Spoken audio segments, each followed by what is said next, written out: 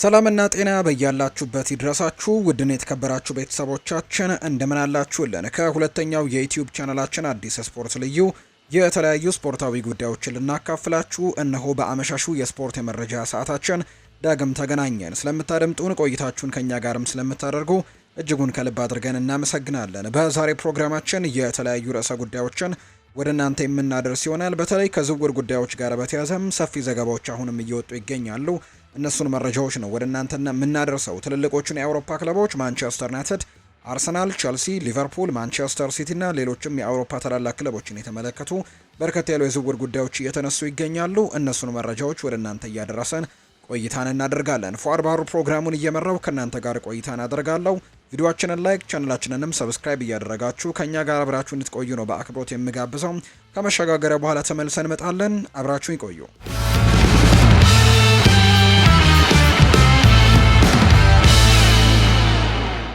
ወደ ቀዳሚው ጉዳያችን እናምራ። በማንቸስተር ዩናይትድ በአሰልጣኙና በጄሰን ዊልኮክስ መካከል በአጥቂ ፊርማ ላይ አለመግባባት አለ ተብሏል። አሰልጣኝ ሩበን አሞሪም እና ጄሰን ዊልኮክስ ማንቸስተር ዩናይትድ የትኛውን አጥቂ እንደሚያስፈርም ተከራክረዋል።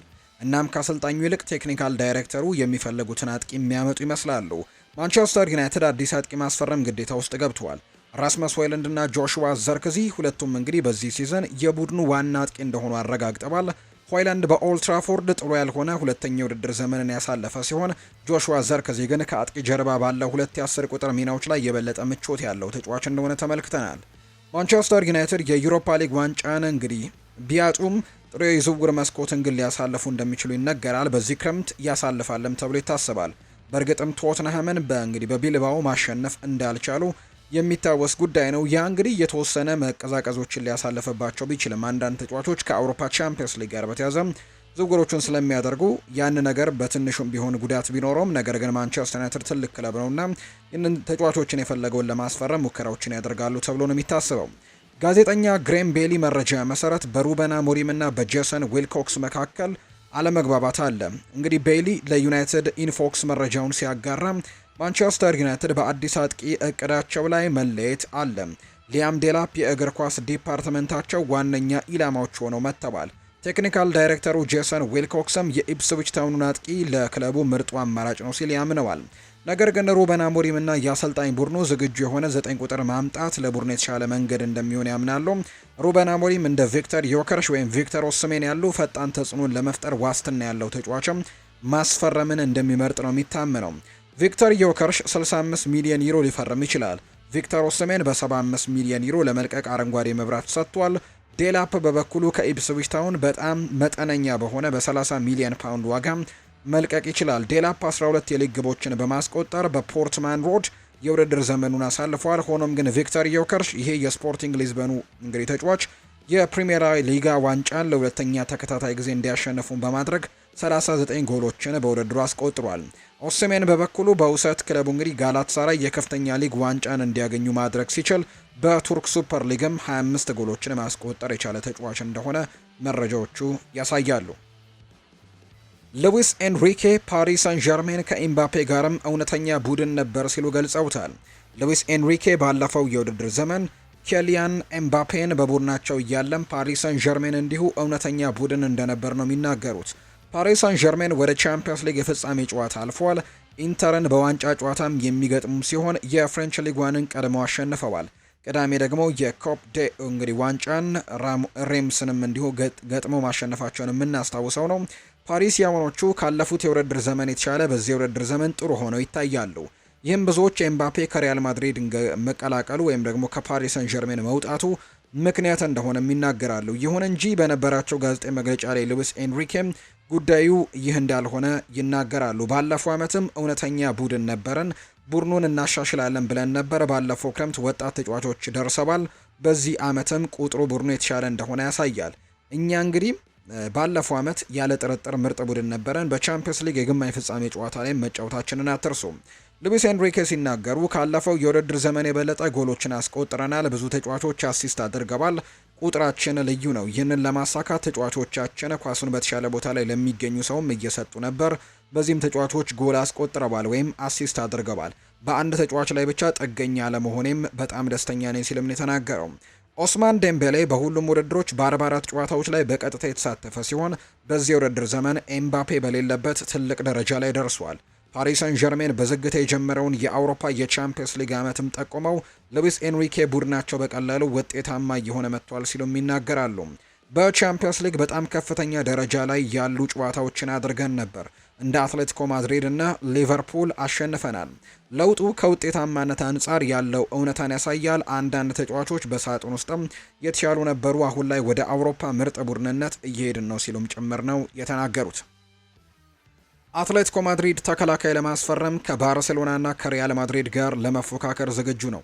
አትሌቲኮ ማድሪድ ለዲየጎ ሲሞኔ ቡድን በርካታ ቦታዎችን ለማስተካከል ሌላ ስራ የሚበዛበት ክረምት ወቅትንም ለማሳለፍ ተዘጋጅተዋል። የተከላካይ መስመር በተለይ ትኩረት ይደረግበታል።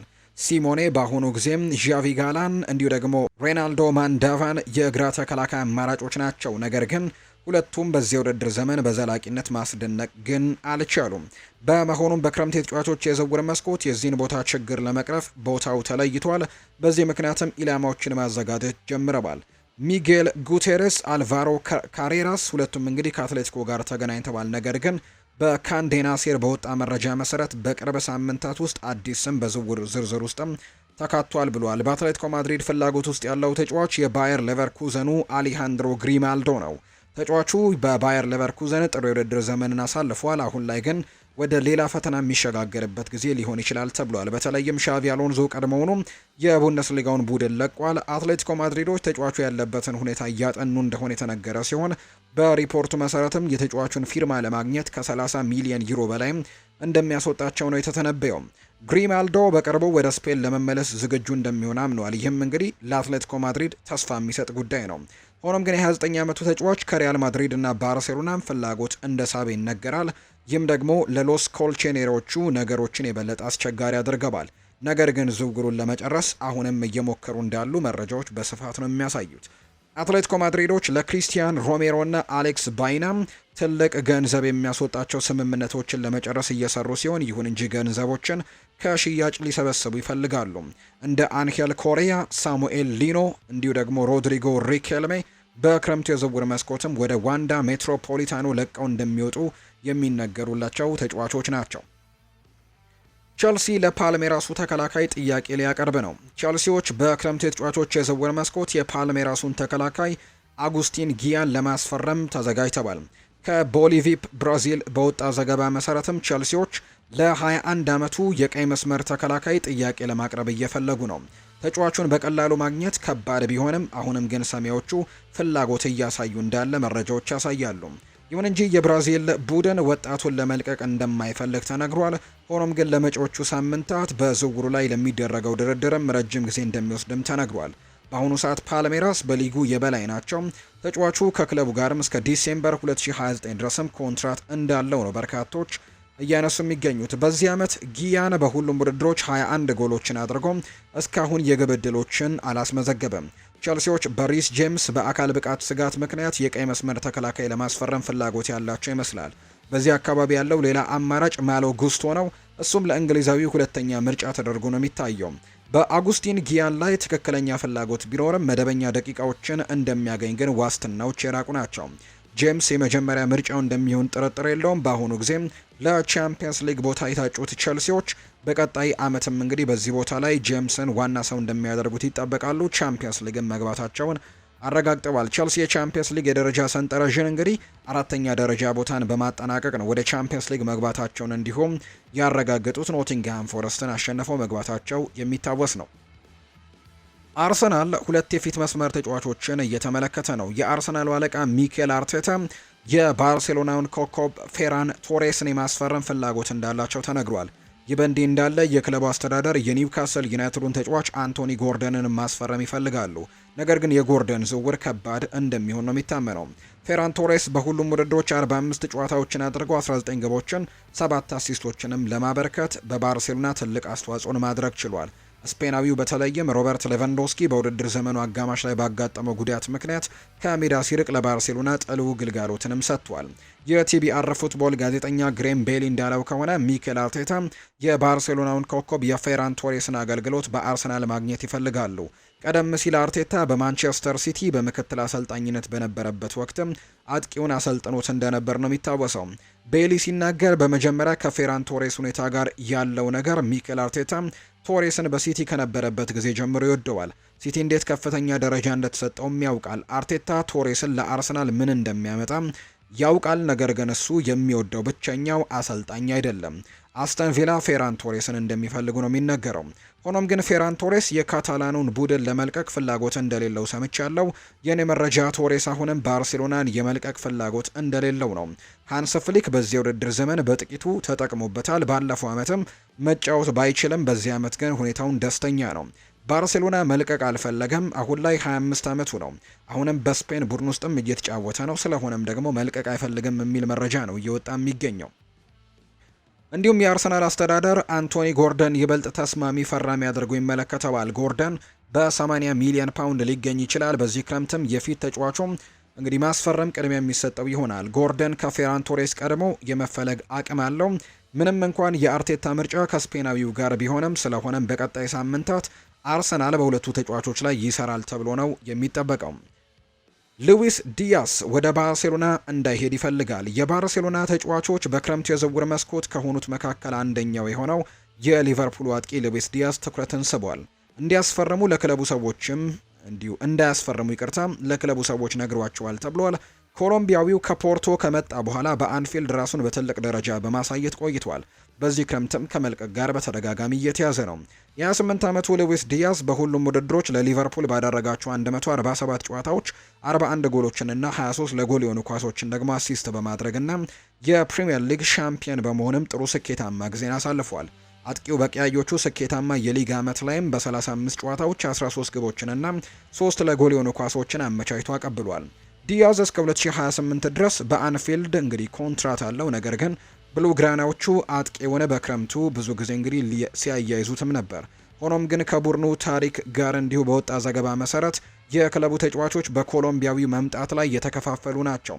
ኤል ናሲዮናል እንደዘገበው ምንም እንኳን ሉዊስ ዲያዝ ወደ ካምፕኑ የመዘወር ፍላጎት ቢኖረውም በዚህ ክረምት ዝውውሩ የማይመስል ይመስላል። አጥቂዎቹ ላሚን ያማልና ራፊኒሃ ድንቅ አቋም ግምት ውስጥ በማስገባት በዲያዝ መፈረም አብዛኞቹ ተጫዋቾች ያልተደሰቱ ይመስላሉ። ብራዚላዊው በዚህ የዝውውር ዘመን ባደረጋቸው 56 ጨዋታዎች 34 ጎሎችንና 25 አሲስቶችን ደግሞ ሲያደርግ ላሚን ያማል በ54 ጨዋታዎች 18 ጎሎችንና 25 አሲስቶችንም ማድረግ ችሏል። በዚህም በተጨማሪ ቀያዮቹ ለዲያስ 85 ሚሊዮን ዩሮ የሚጠይቁት ዋጋ ደግሞ አስቀምጠዋል። ይህ መጠን ደግሞ ለባርሴሎና አስቸጋሪ ሊሆን የሚችል የፋይናንስ ችግርን ከግምት ውስጥ በማስገባት ዝውውሩን ያከብደዋል ተብሎ እንደሚጠበቅ ነው መረጃዎች እያሳዩ እንደሚገኙ የተጠቆመው። የሳዑዲው ቡድን አንድሬ ኦናናን ለማስፈረም ቅርብ ነው። ማንቸስተር ዩናይትዶች ግብ ጠባቂ አንድሬ ኦናናን በክረምቱ የዝውውር መስኮት ለመልቀቅ እየፈለጉ ነው ሲል ቲም ቶክ አረጋግጧል። በ2023 ከኢንተር ሚላን ማንቸስተር ዩናይትድን በ47.2 ሚሊዮን ፓውንድ የተቀላቀለው ኦናና ብዙ ስህተቶችን ሰርቶ ነበር። የ29 ዓመቱ ተጫዋች በማንቸስተር ዩናይትድ ማሳመን አልቻለም። ከመጣበት ጊዜ ጀምሮ በፕሪሚየር ሊጉ 9 ስህተቶችን በመስራትም ሪከርድ አለው። በሚያዝያ ወር የቀድሞ የማንቸስተር ዩናይትድ አማካይ ኒማንያ ማቲች አንድሬ ኦናና እንዲህ ሲል ተችቶት ነበር። በማንቸስተር ዩናይትድ ታሪክ ውስጥ ካሉት መጥፎ ግብ ጠባቂዎች አንዱ ሲል ገልጾታል። ምንጮች ለቲም ቶክ እንደተናገሩት ከሆነ ማንቸስተር ዩናይትድ አንድሬ ኦናናን ለመልቀቅ በንቃትም እያጣረ እንደሆነ እየተገለጸ ይገኛል። ለሳዑዲ ፕሮሊግ ክለቦችም እንዲገዙት እንዳቀረቡት ነው ያስነበበው። ማንቸስተር ዩናይትድ ካነጋገራቸው የሳዑዲ ክለቦች አንደኛው ኒዮም ሲሆን ከ2025-26 የውድድር ዘመን በሳዑዲ ዋናው ሊግም የሚጫወት ይሆናል። ተጫዋቹ ለዝውውሩ ፈቃደኝነቱንም እንደሰጠ ነው የሚሰማው። ማንቸስተር ዩናይትድ አንድሬ ኦናናን ለመልቀቅ አጥብቆ እየሞከረ ነው። ሆኖም ግን የግብ ጠባቂው ከፍተኛ የሳምንት ደሞዝም እናም ደግሞ እስከ 2028 ድረስም ያለው ኮንትራት ፈታኝ ሁኔታዎችን ይፈጥራል። ምንጮች ለቲም ቶክ እንዳረጋገጡት ፍላጎት ያላቸው ቡድኖች የአንድሬ ኦናናን ከፍተኛ ደሞዝ ፍላጎት ለመቀበል እየከበዳቸው ነው። ቲም ቶክ አንድሬ ኦናና ወደ ሳዑዲ አረቢያ ለመሄድም ከፍተኛ የሆነ የገንዘብ ፓኬጅ እየፈለገ መሆኑን ተረድቷል። ይህም ድርድሩን የበለጠ ያወሳስበዋል። የማንቸስተር ዩናይትድ የፋይናንሻል ችግር ለኢንተር ለዝውውር የተከፈለውን ክፍያም ከፍተኛ ያደርገዋል። እንግዲህ ለመሆንም ትርፍና ዘላቂነት ህጋዊነትም ከባድ ሆኖባቸዋል የሚል መረጃ ነው አሁን ላይ እየወጣም የሚገኘው። ፋብሪዚዮ ሮማኖ እንዳለው ከሆነ ከዩሮፓ ሊግ ሽንፈቱ በኋላ ሩበን አሞሪም ከማንቸስተር ዩናይትድ የመልቀቅ እድሉ በጣም ጠባብ ነው። ፋብሪዚዮ ሮማኖ በዚህ ክረምት በማንቸስተር ዩናይትድ የመልቀቅ ዕድሉ አነስተኛ ነው ሲል የተናገረው። በዩቲዩብ ቻናሉ ላይ ሲናገርም ሮማኖ በዩሮፓ ሊግ የፍጻሜ ጨዋታ መሸነፍን ቢያስመዘግብም ሩበን አሞሪም ግን በማንቸስተር ዩናይትድ አሰልጣኝነት ስላለው ቦታ ወቅታዊ መረጃን አጋርቷል። ለአሁኑ ዩናይትድ ከሩበን አሞሪም ጋር ለመለየት እንደማይፈልጉ ግልጽ ይመስላል። ምንም እንኳን የስልጣን ዘመኑ ትንሽ አደጋ ነገር ቢገጥመውም ፋብሪዚዮ ሮማኖ ግን በእግር ኳሱ ላይ እንደዚህ አይነት ነገሮች ይከሰታሉ፣ ሩበን አሞሪም በጭራሽ አይለቅም ሲልም ነው መረጃውን ያጋራው። ሩበን አሞሪም የማንቸስተር ዩናይትድ የወደፊት ቆይታን መረጃንም ጭምር ነው የሰጠው። ከማንቸስተር ዩናይትድ ያገኘሁት መረጃ እንደሚያሳየው ከአሰልጣኙ ጋር መቆየታቸውን ነው።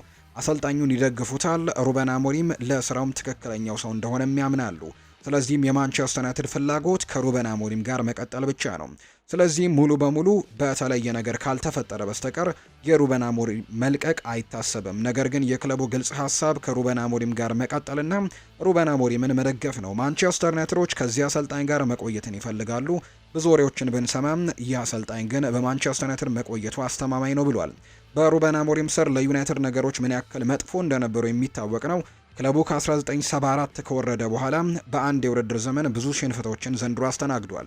ምንም እንኳን የቀድሞ አሰልጣኙ ኤሪክ ቴን ሃግ ነገሮች ጥሩ ባይሆኑለትም ቡድኑ ግን ከሩበን አሞሪም ጋር እንግዲህ የባሰ ደረጃ ላይ እንደሚገኝ ነው ግልጽ የሆነው። ሩበን አሞሪም ግን በቡድኑ እንደሚቆይ ነው በርካቶች ዘገባዎችን ያሰፈሩት። በሚቀጥለው የክረምት የተጫዋቾች የዝውውር መስኮትም ይህ አሰልጣኝ ጥሩ ተጫዋቾች ይመጡለታል ተብሎ ይታሰባል።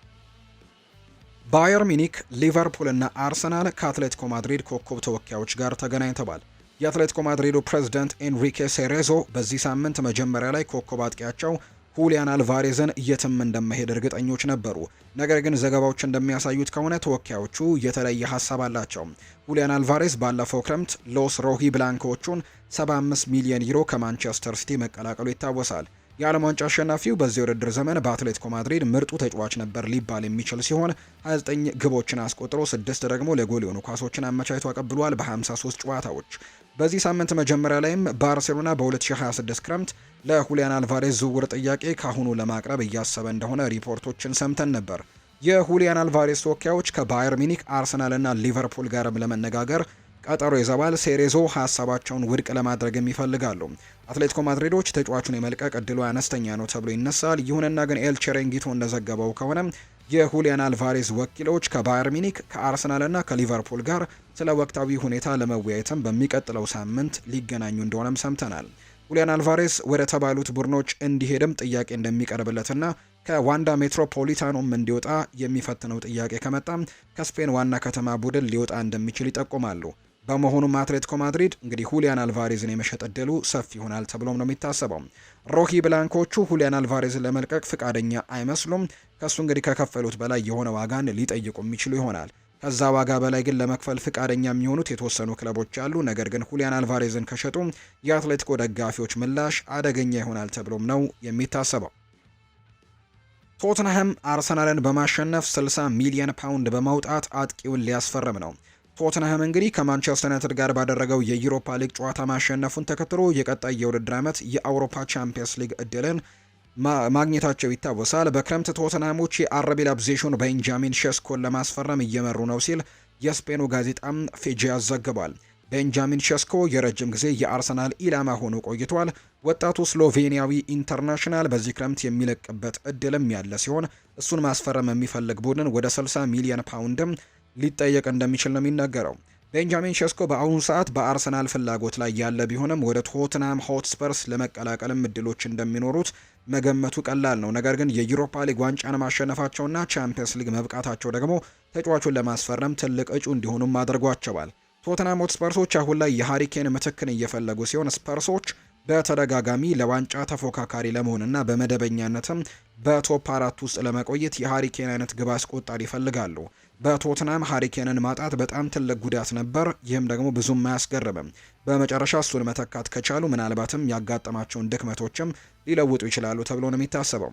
ቤንጃሚን ሼስኮ ፊት መስመሩን ለመምራት አንጌ ፖስቴኮግሉ የሚፈልገው አይነት ተጫዋችንም እንዲሁ ወጣትም ተጫዋች ሲሆን በፊት መስመሩ ላይም የተሟላ ተሰጥኦ ያለው ይመስላል። ነገር ግን ተጫዋቹ ራሱን እንደ አርሰናል ባለ ትልልቅ ቡድኖችን መመልከት በመመኘቱ ለቶትናም ዝውውሩን ከባድ ሊያደርገው እንደሚችልም ጭምር ነው እየተነገረም የሚገኘው።